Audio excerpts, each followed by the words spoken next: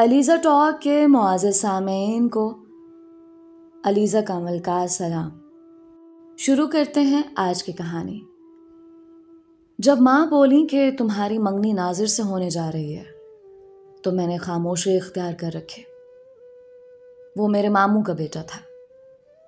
اس میں کوئی خرابی نہ تھی سوائے اس کے کہ وہ جلد ہر کسی سے بے تکلف ہو جاتا تھا۔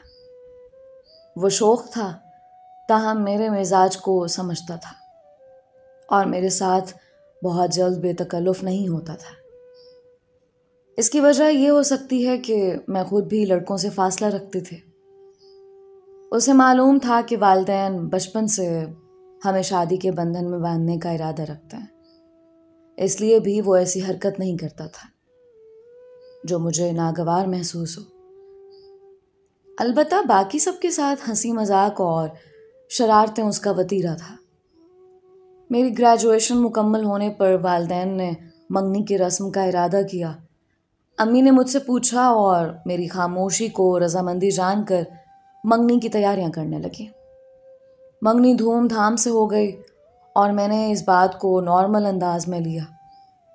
مجھے کوئی اعتراض ہوا اور نہ ہی میرا دل خوشی کے مارے پہلو سے باہر آنے لگا۔ یوں منگنی کی حد تک میں نے ناظر کے ساتھ اس رشتے کو سکون سے قبول کر لیا تھا۔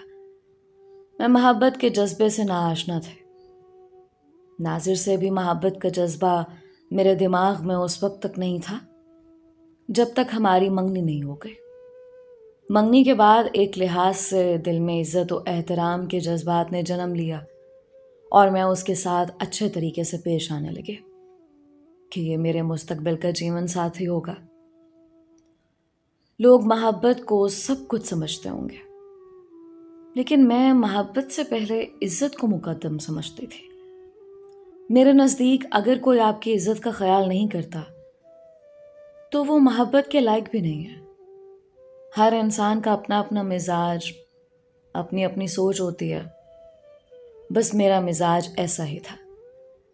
ناظر آتا تو اس کے سامنے بلا وجہ نہیں جاتے، کچن میں ہوتی تو وہیں رہتے، وہ خود وہاں آ جاتا، سلام کرتا، میں جواب دے دیتی، پانی یا شربت مانگتا، میں اسے دے دیتی۔ اسے آگے بات بڑھانے نہیں دیتی، کیونکہ گھر میں میری چھوٹی بہنیں تھیں۔ میں نہیں چاہتی تھی کہ ہم لگاؤ کا اظہار کر رہے ہوں اور وہ دیکھ لیں۔ ایسی باتوں سے ان پر برا اثر پڑتا۔ ناظر تو میرا منگیتر تھا، لیکن اگر بہنوں کے دل میں ایسے ویسے جذبات نے جنم لے لیا تو باہر کسی لڑکے سے لگاؤ کا رشتہ نہ قائم کر لیں۔ بس اتنی سی بات تھی جس کو ناظر نہ سمجھ سکا، اور منگنی سے قبل میری احتیاط پسند طبیعت کو بے رخی سمجھ لیا۔ وہ اب کھل کر مجھ سے بات کرتا اور جب موقع ملتا رومانی فکرے کہہ دیتا۔ تب مجھے اسے الجھن محسوس ہونے لگے۔ مجھے شرارتیں پسند تھیں، لیکن ایک منگیتر کی حیثیت سے گھر والوں کے سامنے ناظر کی شرارتیں سخت ناپسند تھیں، اور وہ اپنے جذبوں میں سرشار، اسے احساس نہ ہوتا کہ کیا حرکتیں اسے سرزد ہو جاتی ہیں۔ مثلاً کبھی برقع اوڑھ کر میری چھوٹی بہن ندا سے کہتا کہ اپنی باجی سے کہو خالدہ آئی ہے۔ خالدہ میری دوست اور خالہ کی بیٹی تھی۔ تب مجھے اس کی شرارت، اوچھا پن محسوس ہوتی۔ میں نے اس سے کہا بھی کہ یہ باتیں مجھے پسند نہیں، تم الٹی سیدھی حرکتوں سے مجھ کو ناپسند ہو جاؤ گے، پلیز آئندہ ایسا نہیں کرنا۔ مگر وہ بات نہ سمجھتا اور اپنے دل کو خوش کرنے کے لیے طرح طرح سے لگاؤ کا اظہار کرتا رہتا۔ ایک روز وہ ایک ڈبہ لے کر آیا۔ میری بہن سے کہا کہ روبینہ کو دے دو، کہو کہ اس تحفے پر شکریہ کہے تاکہ مجھ کو علم ہو جائے کہ اس کو تحفہ پسند آیا۔ میں نے ڈبہ کھولا، وہ کانچ کی رنگ برنگی چوڑیوں سے بھرا ہوا تھا۔ ایسا تحفہ دیکھ کر میں حیران رہ گئی۔ نہ تو میری سالگرہ قریب تھی اور نہ عید، پھر یہ تحفہ کس خوشی میں، جبکہ میں کانچ کی چوڑیاں سرے سے پہنتی نہیں تھی۔ ابھی میں سوچ ہی رہی تھی کہ کیا کروں کہ وہ ہنستا مسکراتا میرے کمرے میں آ گیا اور پوچھا، بتاؤ تحفہ پسند آیا؟ میں اس کا منہ دیکھنے لگے اور بادل ناخواستہ دھیمے سے اس کا شکریہ کہا۔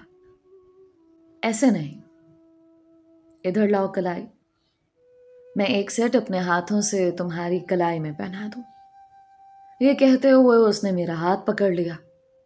मुझे उसकी इस हरकत पर शदीद गुस्सा आया और हाथ खींचने की कश्मकश में डब्बा गिर गया।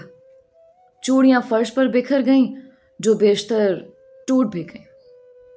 तभी वो गोया हुआ, टूट गई हैं तो कोई बात नहीं, मैं और ला दूंगा।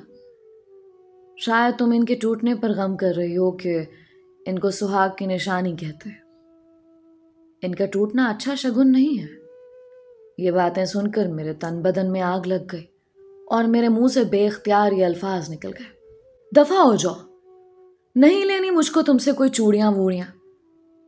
ये जुमला मैंने इस कदर तलखी से कहा कि वो भौन चक्का रह गया और उस वक्त मेरे कमरे से निकल गया। हमारे पड़ोस में एक लड़की सनम रहती थी। वो मैट्रिक तक मेरे साथ स्कूल में पढ़ती रही थी। इत्तेफाक से उस वक्त वो आ गए। मुझे रोते देखा तो पूछा, अरे क्या हुआ, क्यों रो रही हो? मेरा दिल दुख से भरा हुआ था, लिहाजा सारी बात उसके गोश गुजार कर दी। वो कहने लगी, अरे पगली, इसमें रोने की क्या बात है? वो तुम्हारा मंगेतर है, उसको इतना हक तो है कि तुमसे अपनी मोहब्बत का इजहार करे। सीधा सादा सच्चे दिल का लड़का है, तभी जो मन में आता है कर गुजरता है। इसमें उसकी बुरी नीयत नहीं है और ना ही वो कोई बदमाशी कर रहा है। तुम उसकी मोहब्बत और सादगी को गलत समझ रही हो। मैं तुम्हारी जगह होती तो खुद को खुश नसीब ख्याल करती। खैर, उसने मुझको समझा बुझा कर पुरसुकून कर दिया।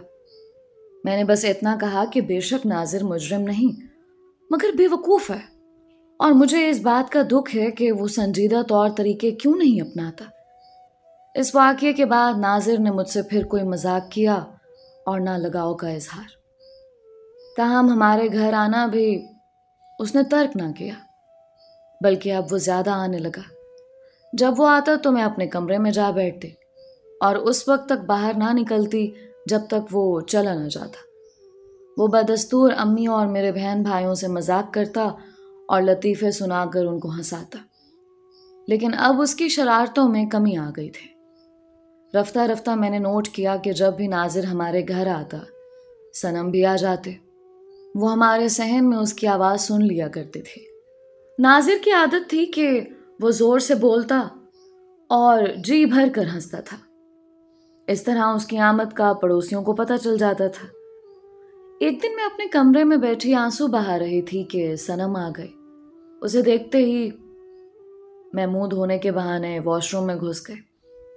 उसे अंदाजा हो चुका था कि मैं आंसू साफ करने गई हूँ। तभी मुझे कसम देकर पूछा कि क्या बात है, क्यों रो रही हो? मैं तुम्हारी दोस्त हूं, खुदारा मुझसे मत छुपाओ। जो बात तुमको परेशान कर रही है बता दो। मैंने उसे मेज पर रखा हुआ गुलदस्ता दिखाकर कहा कि देख रही हो, अभी थोड़ी देर पहले नाजिर आया था और ये गुलदस्ता रख कर गया। जब उसे खबर है कि मैं इन बातों से चिढ़ती हूं तो वो जानबूझकर क्यों ये हरकतें करता है? क्या वो ज़हनी तौर पर बीमार है?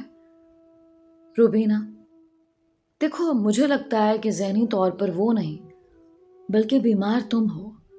वो एक नॉर्मल इंसान है। अब तुम मानो ना मानो, अच्छा ऐसा करो, ये गुलदस्ता तुम मुझे दे दो।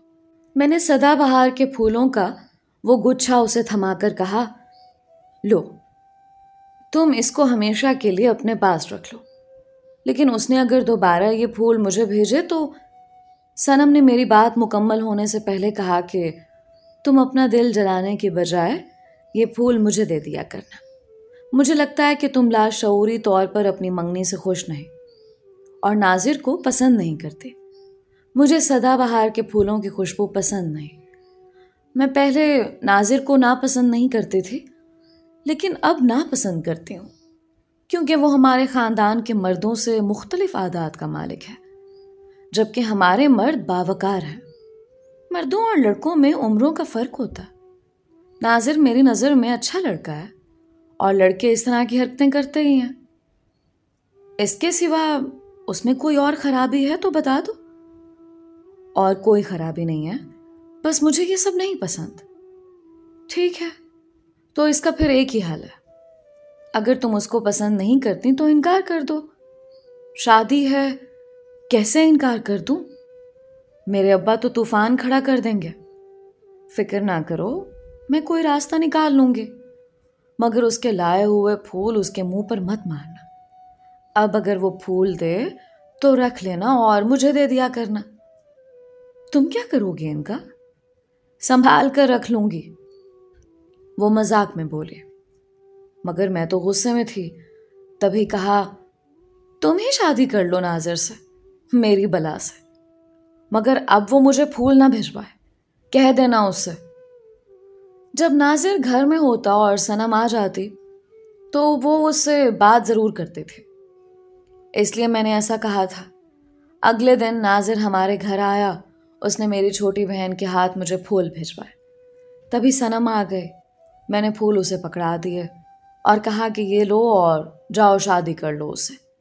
تم بہت اس کی وکالت کرتی ہو، عمر بھر سدا بہار کے پھولوں کی خوشبو سونگھتے رہنا. میری آنکھوں میں آنسو تھے.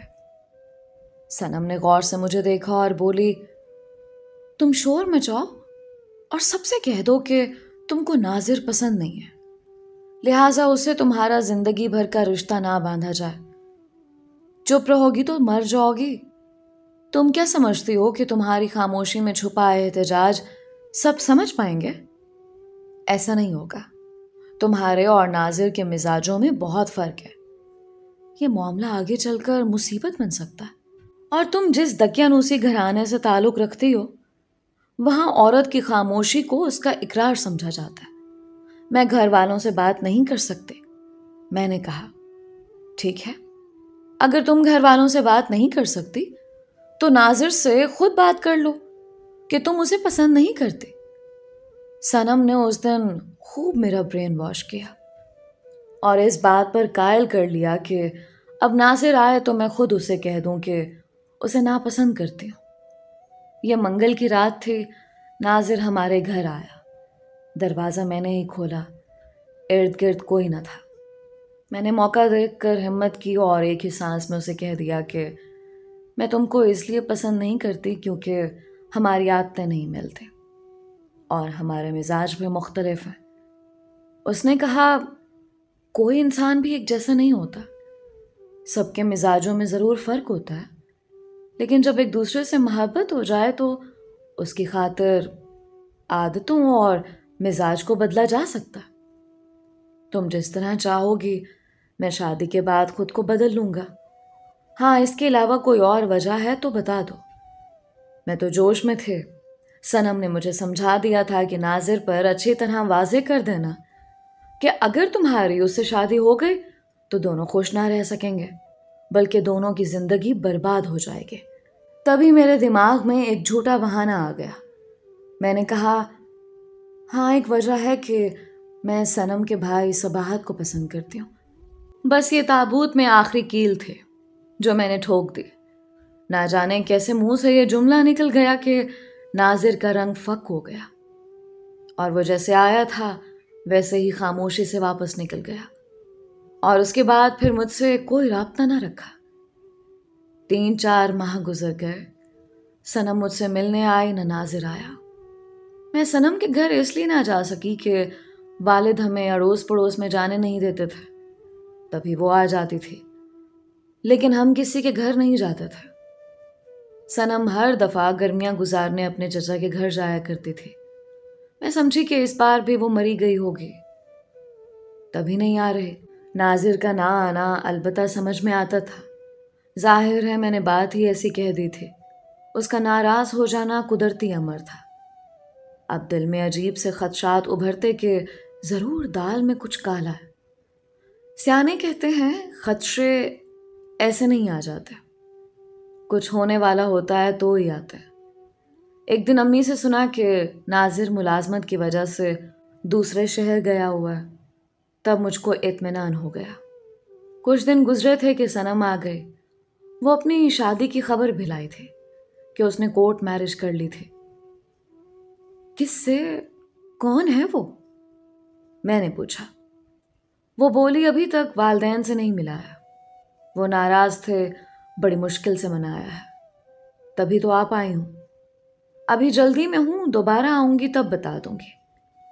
دوسری بار وہ 15 دن بعد آئی تو قدرے خوش تھے، کیونکہ والدین کو منا لیا تھا، مگر انہوں نے اس کے خاوند کو گھر آنے کی اجازت نہیں دی تھی۔ اس نے ہر بات مجھ سے چھپائی، اگر بتا دیتی تو شاید میں جنم جلی مزید جلنے سے بچ جاتے۔ والدین ناظر کو داماد بنانے کی ضد کرتے رہے، کیونکہ بچپن سے اس سے میری نسبت طے تھی۔ انہوں نے تہیہ کر لیا کہ وہ نہ میری سنیں گے اور نہ ناظر کے، بس جو بزرگوں کا فیصلہ ہوگا وہی ہوگا۔ وہ ناظر کو منا کر لائے اور اسے بتایا کہ ہمارے پڑوس میں صباحت نام کا کوئی لڑکا ہے ہی نہیں۔ تم کس صباحت کی بات کر رہے ہو؟ بلکہ صنم کا تو کوئی بھائی ہی نہیں ہے۔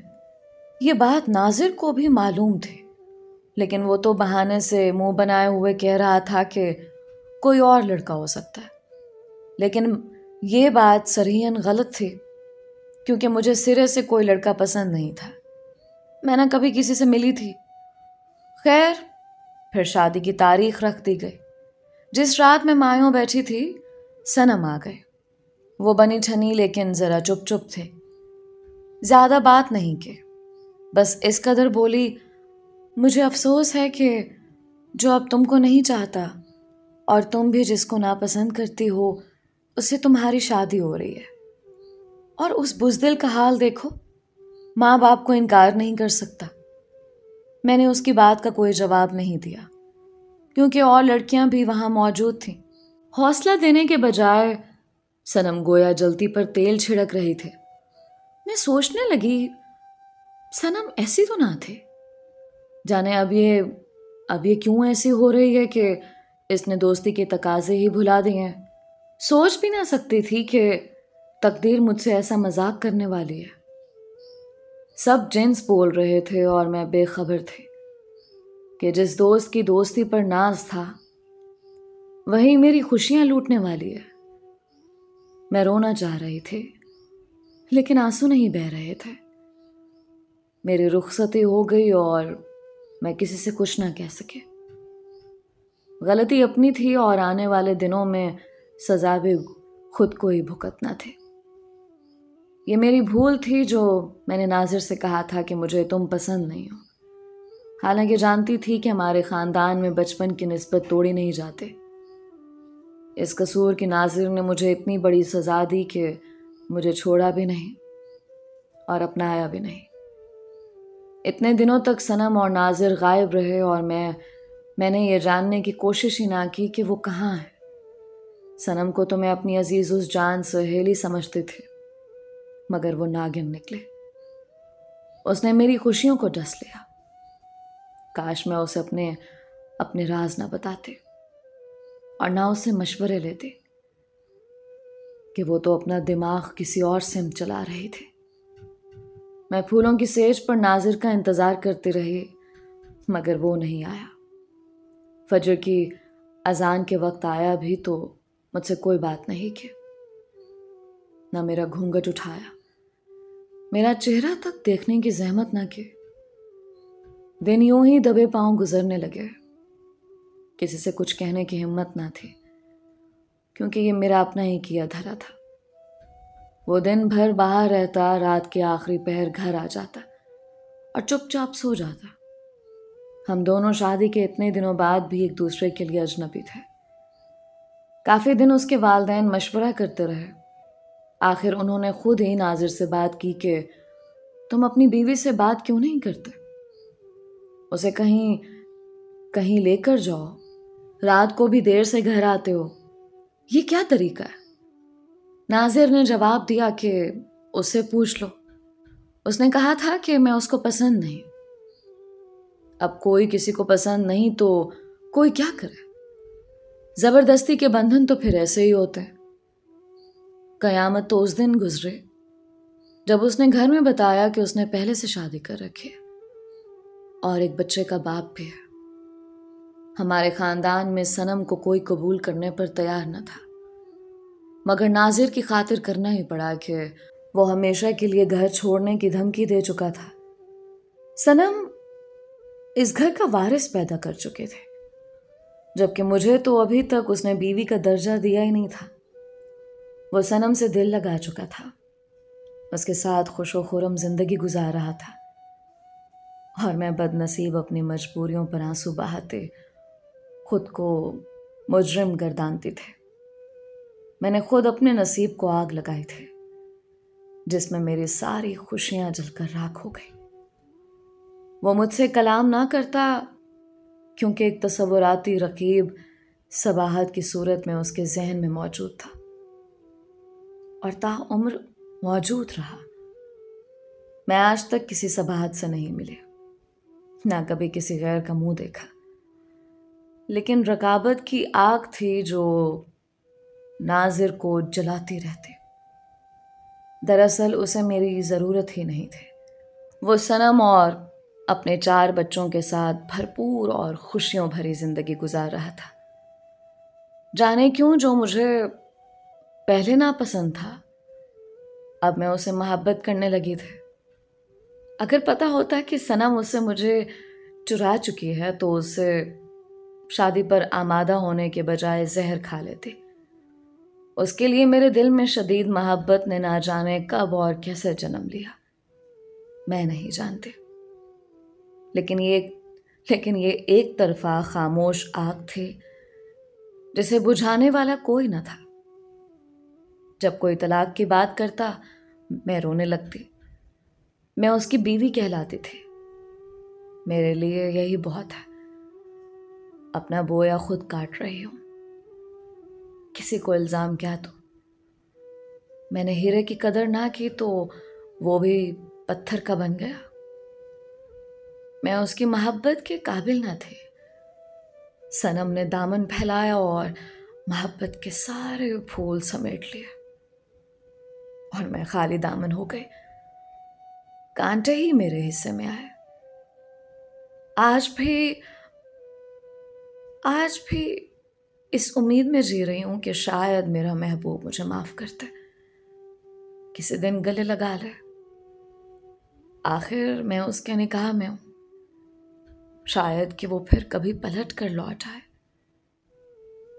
دوستو، یہ تھی روبینہ کی کہانی۔ اپنی بے وقوفی کی وجہ سے وہ زندگی میں آج بھی خالی دامن ہے۔ امید کرتی ہوں اس کہانی سے بہت سی لڑکیوں نے کافی کچھ سیکھا ہوگا۔ اپنی رائے کا اظہار کامنٹس میں ضرور کیا کریں۔ ملتے ہیں ایک اور نئی اور منفرد کہانی کے ساتھ۔ آپ سب کے پیار اور سپورٹ کا بے حد شکریہ۔ آج کا اسپیشل تھینکس مسز خیرالنساء کا، جن کا تعلق پاکستان سے ہے، اور مسٹر عمر علی کا، جن کا تعلق سیالکوٹ پاکستان سے ہے۔ اگر آپ نے ابھی تک ہمارے چینل کو سبسکرائب نہیں کیا تو ابھی سبسکرائب کر لیں۔ کہانیوں کو اپنے پیاروں تک لازمی شیئر کیا کریں۔ ہو سکتا ہے کوئی کہانی سن کر کسی کی زندگی بدل جائے۔ مجھے اپنی ڈھیر ساری دعاؤں میں یاد رکھیں۔ علیزہ کمل کو اجازت دیجیے۔ اللہ ہم سب کا حامی و ناصر رہے۔